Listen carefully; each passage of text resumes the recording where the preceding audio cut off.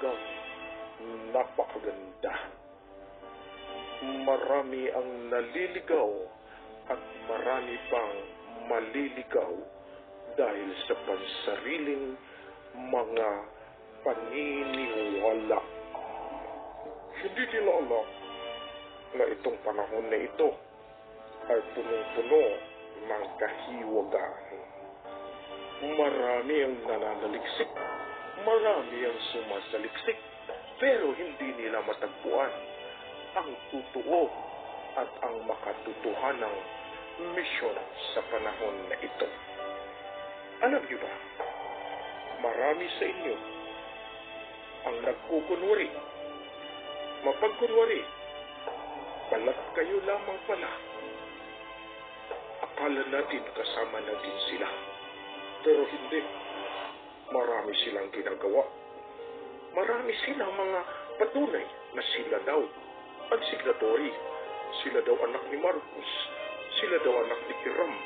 Sila daw si TBM LSM. Sila daw si TBM Tiburcio Villamor Marcos ang may-ari ng mundong ibabaw. Mantakin ninyo, inari na pati ang kaharian ng Diyos Ama sa lupa.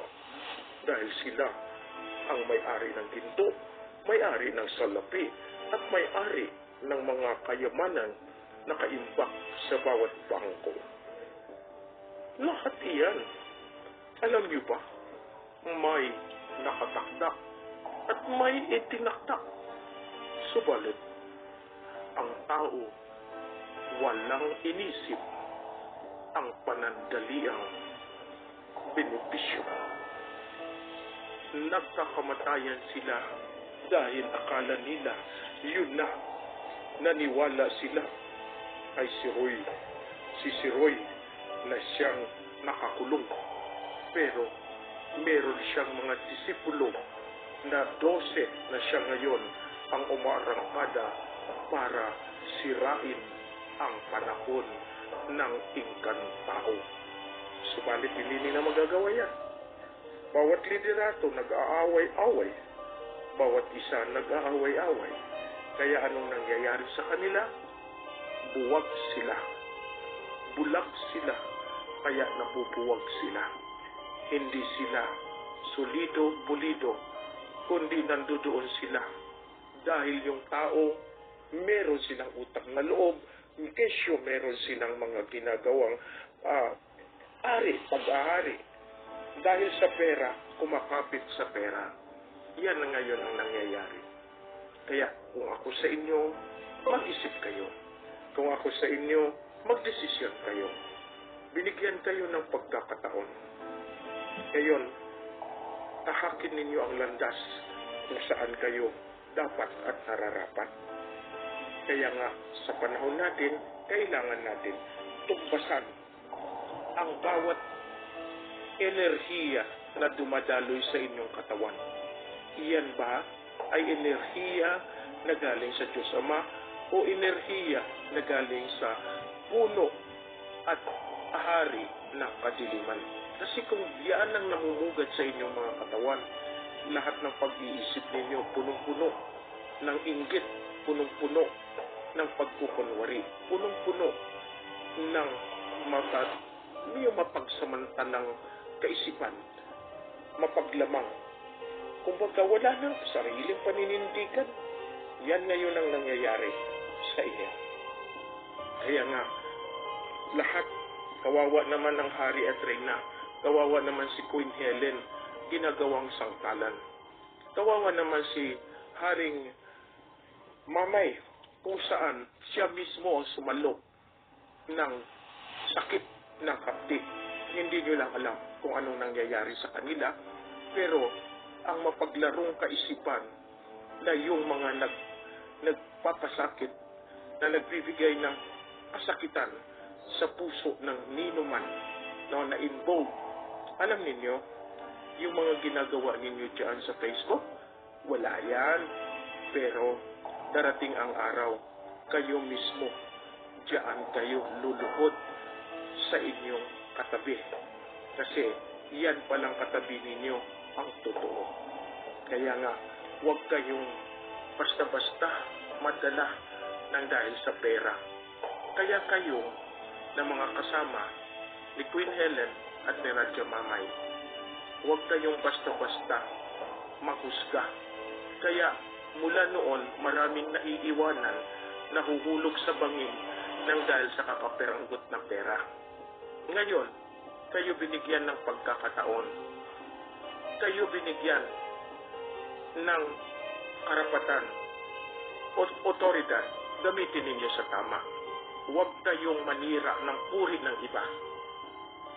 Si Queen Helen at si Radya Mamay, binigyan kayo ng pagkakataon. Kaya ngayon makikita natin dito sa Pasko kung anong mangyayari sa inyo lahat at kung ano yung ating inaantay. Kaya nga, marami tayong mga dapat aayusin.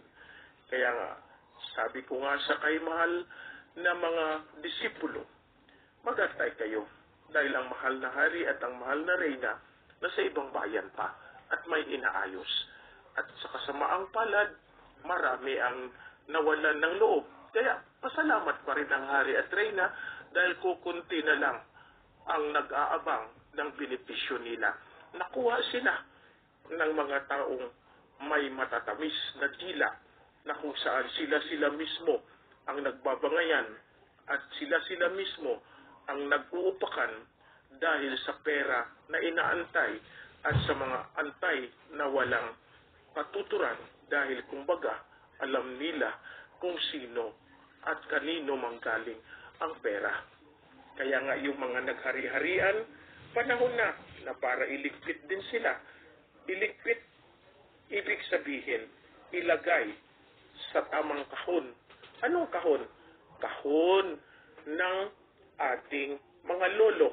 Anong klaseng kahon? Hindi yung kabaong, kundi kahon kung saan sila nahahihimay-himay para magbago sa buhay na binibigay na pag-asa sa kanila. Kasi kung hindi, tuluyan ang kahon magiging kabaong. Yan ang ibig sabihin yan.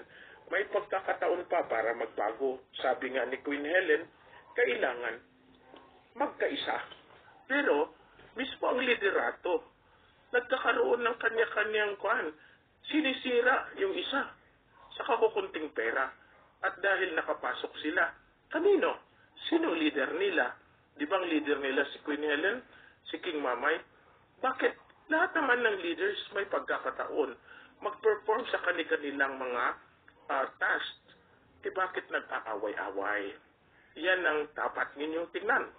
Kasi kung hindi kayo magkaisa, walang saysay ang inyong liderato. Mabuti pa maging sibilyan na lang kayo para hindi kayo nananakit ng kapwa ninyo. Yun ang ibig sabihin. Kaya nga sabi ni Queen Helen, paano yan? Marami ang nagsasabi si ganito ay wala na. Kayong mga tao na naniniwala sa misyon na ito, huwag kayong basta-basta maniwala. Ang sabi nga ng kaka, yung isang kuya, ang kaaway mismo na sa ulo ng inyong tungkil ng ilong. Yan, paborito yan na mensahe ni Queen. Meron pa. Titingnan ninyo yung tao na kagiliw-giliw, matatamis ang pananalita. Ay iyon pala, lihim na kaaway. Marami nang naka-encounter yan si Queen Helen.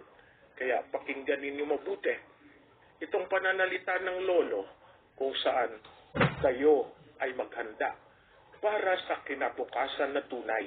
Hindi yung nag-aantay kayo ng dahil sa pera lamang. Mamuhay kayong mapayapa, mamuhay kayong puno ng sagana dahil ang kalikasan ang siya mismo tutulong sa bawat isa. Maraming salamat po sa nakikinig.